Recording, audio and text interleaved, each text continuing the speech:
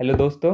आज हम बात करेंगे सिड्रोब्लास्टिक एनीमिया के बारे में। क्या होता है सिड्रोब्लास्टिक एनीमिया और इसको आयरन डेफिशिएंसी एनीमिया के कंपैरिजन में कैसे याद रख सकते हैं। ठीक है, तो नाम है इसका सिड्रोब्लास्टिक एनीमिया, है ना। ये अपने नाम से कुछ बता रहा है सिड्रोब्लास्टिक एनीमिया?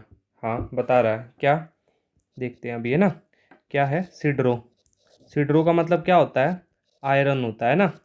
सिड्रो का मतलब क्या होता है? आयरन होता है। मतलब आयरन प्रेजेंट है फिर भी क्या है? एनीमिया प्रेजेंट है ना। आयरन प्रेजेंट है बट फिर भी हमारे पेशेंट को एनीमिया प्रेजेंट है। इसको क्या बोलेंगे? सिड्रोब्लास्टिक एनीमिया, है ना। तो यहाँ पे लिखेंगे कि क्या होता है सिड्रोब्लास्टिक एनीमिया में। यहाँ पे जो हमारा आयरन है वो अनयूटिलाइज रह जाता है किसी भी ईटियोलॉजी की वजह से। अगर जो हमारा आयरन है वो अनयूटिलाइज रह जाता है तो उसको क्या बोलते हैं? सिड्रोब्लास्टिक एनीमिया, है ना। तो हम लिखेंगे आयरन हमारा प्रेजेंट है ना। आयरन हमारा प्रेजेंट है बट ये हमारा अनयूटिलाइज रह जाता है ना। बट अनयूटिलाइज, है ना। अनयूटिलाइज रह जाता है ड्यू टू एनी ईटियोलॉजी, है ना। Due to any aetiology. तो इसके कारण हमारा क्या होता है? पेशेंट को सिड्रोब्लास्टिक एनीमिया हो जाता है ना। सिड्रोब्लास्टिक एनीमिया, सिड्रोब्लास्टिक एनीमिया। तो मतलब आयरन हमारा प्रेजेंट है बट फिर भी हमारा अनयूटिलाइज रह गया, है ना। अनयूटिलाइज आयरन क्या देखने को मिलता है सिड्रोब्लास्टिक एनीमिया में? हमें ना बायोकेमिस्ट्री में एक रिएक्शन पढ़ते हैं। रिएक्शन को हमारा क्या बोला जाता है? सक्सिनाइल कोए। ठीक है, सक्सिनाइल कोए। ये रिएक्शन हमें यहाँ पे याद रखनी है, जरूरी है। सक्सिनाइल कोए in the presence of enzyme, है ना। कौन सा एंजाइम हमारा होता है? ALA सिंथेटेज, है ना। ALA synthetase, ALA synthetase. और हमारी यहाँ पे एक को फैक्टर की रिक्वायरमेंट होती है एंजाइम को। क्या होता है वो? B6 होता है को फैक्टर यहाँ पे। ठीक है, B6 हमारे यहाँ पे को फैक्टर होता है। तो सक्सिनाइल कोए in the presence of enzyme ALA synthetase हमारा क्या होगा? एक रिएक्शन होती है। क्या बनेगा? प्रोटोपोरफायरिन, प्रोटोपोरफायरिन। और हमारा क्या बनता है? प्रोटोपोरफायरिन प्लस आयरन जो हमारा आएगा बॉडी में। ठीक है, प्रोटोपोरफायरिन प्लस आयरन मिलके हमारे क्या बना देंगे फिर आगे? हमारे बना देते हैं हीम। ये हमने किस में पढ़ी थी? आयरन डेफिशिएंसी एनीमिया में भी हमने पढ़ी थी कि प्रोटोपोरफायरिन के लेवल्स हमारे इंक्रीज कर जाते हैं। क्यों? क्योंकि वहाँ वहाँ पे हमारी आयरन की डेफिशिएंसी थी। तो आयरन की डेफिशिएंसी होगी तो प्रोटोपोरफायरिन हमारा अनयूज रह गया था, जिसकी वजह से प्रोटोपोरफायरिन के लेवल हमारे वहाँ पे इंक्रीज कर गए थे। ठीक है, तो ये रिएक्शन आदि हमने वहाँ पे भी पढ़ी है ना। तो दोबारा रिएक्शन को रिवीजन करेंगे। क्या है? सक्सिनाइल कोए in the presence of enzyme और को फैक्टर B6 हमारा कन्वर्ट हो जाता है किसमें? प्रोटोपोरफायरिन में। एंड प्रोडक्ट है ये। ठीक है, तो प्रोटोपोरफायरिन प्लस आयरन मिलके हमारे क्या बनाते हैं? हीम बनाते हैं ना। तो अब इसके हमारे दो टाइप होते हैं सिड्रोब्लास्टिक एनीमिया के। ठीक है, टू टाइप्स ऑफ सिड्रोब्लास्टिक एनीमिया। कौन कौन से होते हैं? पहला टाइप होता है हमारा कंजेनाइटल। ठीक है, कंजेनाइटल टाइप। कंजेनाइटल टाइप में हमारा क्या देखने को मिलता है? कंजेनाइटल टाइप में ये जो हमारा एंजाइम होता है ना, ये जो एंजाइम होता है ALA सिंथेटेज, है ना, इसकी डेफिशिएंसी होती है। मतलब जन्म जाति ये हमारा डेफिशिएंट है, तो एंजाइम हमारा डेफिशिएंट है ना। एंजाइम की डेफिशिएंसी है। ठीक है, उसके बाद हो गया एक्वायर्ड। मेनली हमारा एक्वायर्ड ही पढ़ा जाता है ना। एक्वायर्ड, एक्वायर्ड में हमारे क्या कोजेज रहने वाले हैं? एक्वायर्ड में हमारा मेनली क्या होता है? ये जो को फैक्टर होता है ना उसकी डेफिशिएंसी होती है। तो B6 हमारा डेफिशिएंट होता है ना। B6 हमारा डेफिशिएंट होता है। तो कंजेनाइटल में हमारा एंजाइम की डेफिशिएंसी होती है और एक्वायर्ड में हमारा जो B6 होता है उसकी डेफिशिएंसी होती है। ठीक है, और ये हमने देखा कि जब हमारा अनयूटिलाइज्ड आयरन रह जाता है तो उसको क्या बोलते हैं? सिड्रोब्लास्ट बोलते हैं ना। सिड्रोब्लास्ट। तो unutilised iron, unutilised iron in the RBC क्या बोलेंगे? Unutilised iron in the RBC, इसको क्या बोला जाता है? हमारा सिड्रोब्लास्ट बोला जाता है ना। तो सिड्रोब्लास्टिक एनीमिया में हमारे क्या देखने को मिलता है? रिंग सिड्रोब्लास्ट देखने को मिलते हैं, क्योंकि ये ब्लू कलर के देखने को मिल रहे हैं। इसको क्या बोलेंगे? रिंग जैसा फॉर्मेशन कर रहे हैं ये हमारे क्या है? Ring sideroblast. तो हमारा रिंग सिड्रोब्लास्ट कहाँ देखने को मिलते हैं? Ring sideroblast seen in sideroblastic anaemia, है ना। Ring sideroblast seen in sideroblastic anaemia, है ना।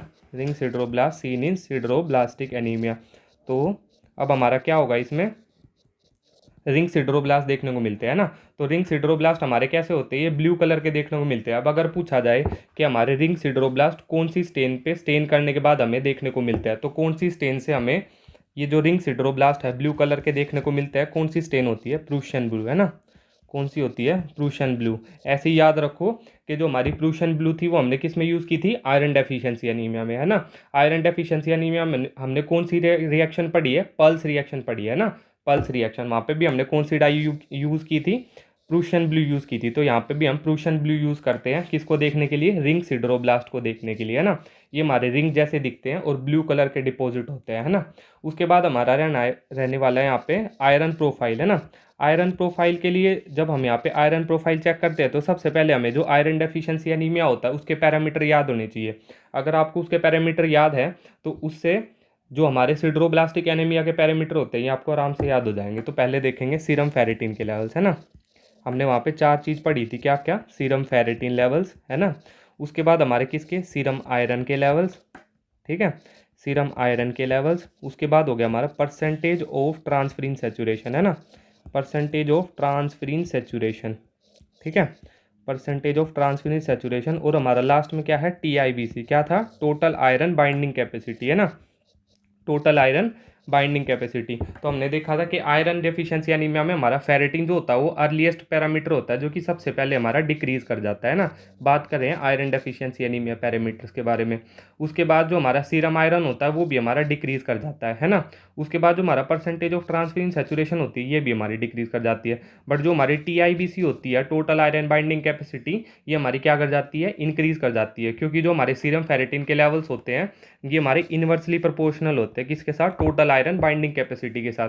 तो हम यहाँ पे देखने वाले हैं सिड्रोब्लास्टिक एनीमिया, है ना, सिड्रोब्लास्टिक एनीमिया। सिड्रोब्लास्टिक एनीमिया में हमारा क्या देखने को मिलेगा, जो सीरम फेरेटिन, मतलब आयरन तो हमारे यहाँ पे प्रेजेंट है, ठीक है, आयरन हमारा बहुत सारा प्रेजेंट है, बट किसी कारण से हमारा यूटिलाइज नहीं हो पा रहा। तो सीरम फेरेटिन प्रेजेंट है, सीरम आयरन प्रेजेंट है, ठीक है, परसेंटेज ऑफ ट्रांसफेरिन सेचुरेशन हमारी इंक्रीज होती है, बट जो हमारी टोटल आयरन बाइंडिंग कैपेसिटी होती है ये हमारी डिक्रीज होती है। तो हम देखेंगे कि सारे एरो हमारे उल्टे हो गए, है ना।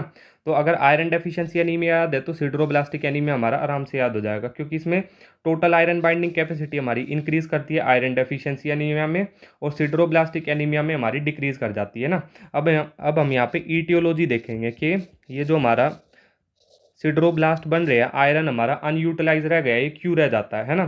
तो एक तो हमारा मोस्ट कॉमन कोज होता है एल्कोहल, है ना, एल्कोहल हमारा मोस्ट कॉमन कोज होता है जिसके कारण हमारा सिड्रोब्लास्टिक एनीमिया देखने को मिलता है।